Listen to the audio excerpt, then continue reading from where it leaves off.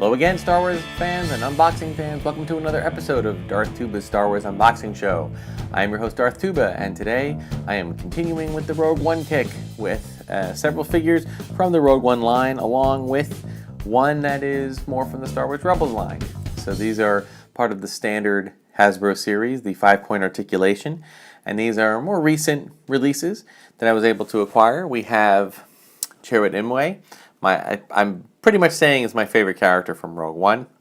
We have Jyn Erso from Jedha. So she's got the little covering over her head. We've got Orson Krennic, and we've got from again Star Wars Rebels. We have Princess Leia Organa.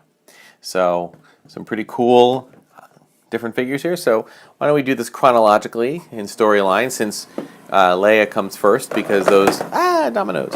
Since those Rebel stories take place, I believe they're saying now that they're 2 years prior to the beginning of Rogue One. So this is these are figures. These are definitely figures meant for more of a younger crowd. They have a couple of playable features, things to go with them, some accessories. So we'll work on this one now first.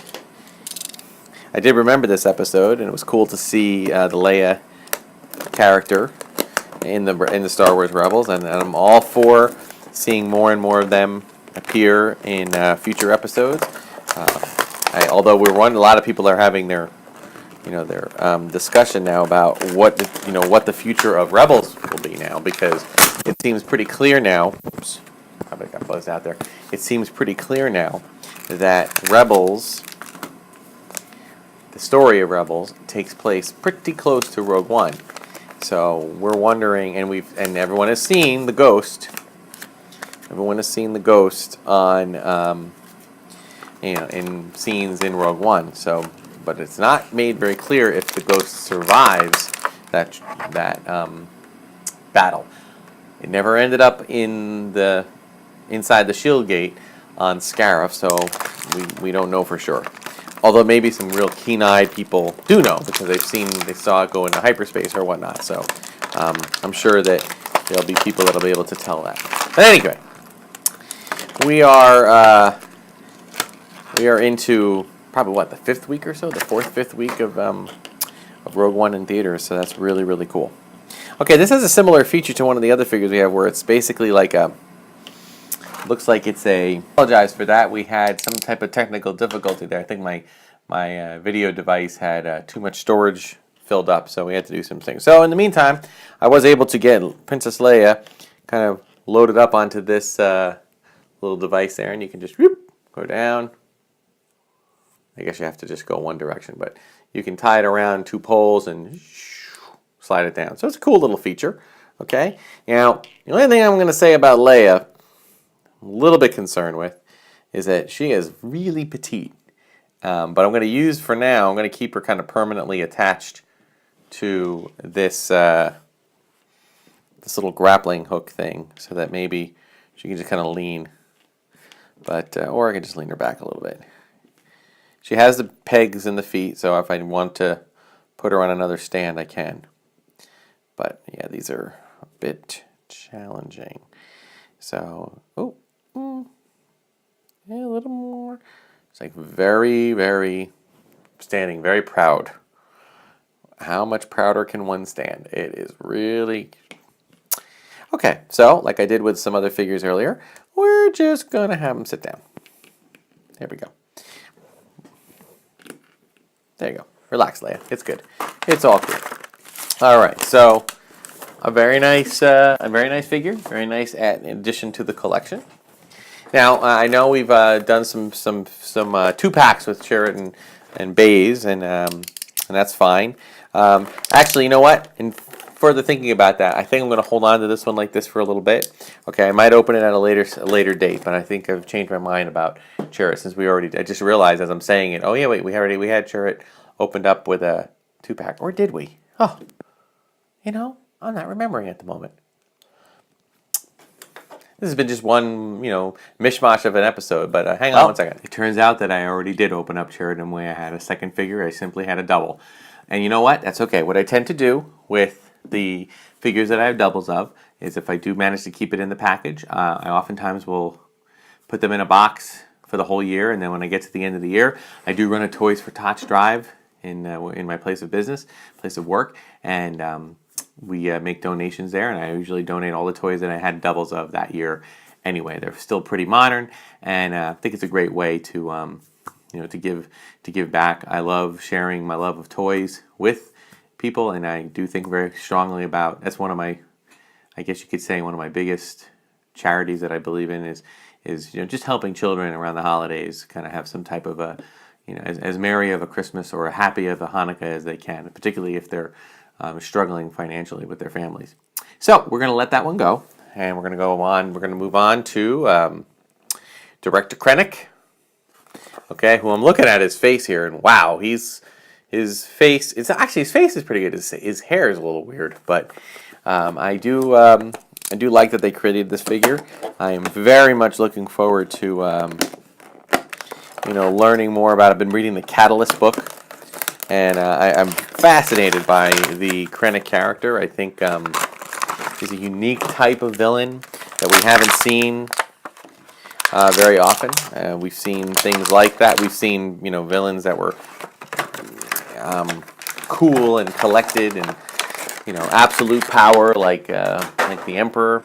But Krennic seemed to me to be kind of a flawed individual, and it was so cool to see him lose it. Especially when Tarkin took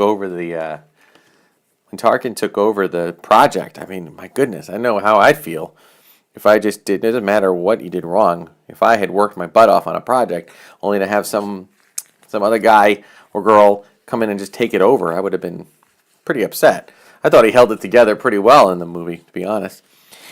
Okay, and he comes with similar. Again, a playability factor. It's not something that obviously he didn't have this in the movie, but it's essentially this similar idea. I don't think I'm going to display the gun. I think he works better without it. But there we go. Let's see if I can get him standing. Yes. See, bigger feet. And lastly, we have Sergeant Jyn Erso from Jedha. A slightly different makeup from other Jedha, from other Jins. And again, loved this character. Loved the reluctant hero type thing. I loved her line about, when Saw asked her, you could stand to watch the Imperial flag rain across the galaxy. And she's like, not a problem if you don't look up. Somewhat of a reflection on even more modern day takes on things. But this looks like it's got a shoulder action. And again, these play pieces, I could do without these, but I don't mind them. I mean, I don't find them to be in any way bothersome. Oh, but it looks like you can take her hood off. And it looks like if you want to use this, you probably have to take her hood off. It's kind of like a shoulder piece, but it doesn't look like it's designed too well for this. So again, like Krennic, I'll leave Krennic's gun behind Krennic, and I'm going to leave Jyn's gun behind Jyn. I'm going to keep Jyn in that. And as far as her gun is concerned, again, I don't really need to have them holding their weapons. I love that Hasbro created holsters because it makes things so much easier when you're displaying figures, especially when you're not in, I don't do a lot of dioramas. I might start doing that. I'll give a free plug to another website I sometimes check out. It's called Budget Jedi. And Budget Jedi, he does wonderful stuff with very, very inexpensive product that he finds everything from cardboard boxes to just stuff you can get at Michael's and at dollar stores. And he makes beautiful dioramas from all different scenes, and the way he does it, and the way he goes about doing it, it's really brilliant. And it's he even calculates how much it costs to do, and everything is under a couple of bucks for everything. So I've actually done one or two of his, I've tried one or two of his ideas, and they've come across pretty well.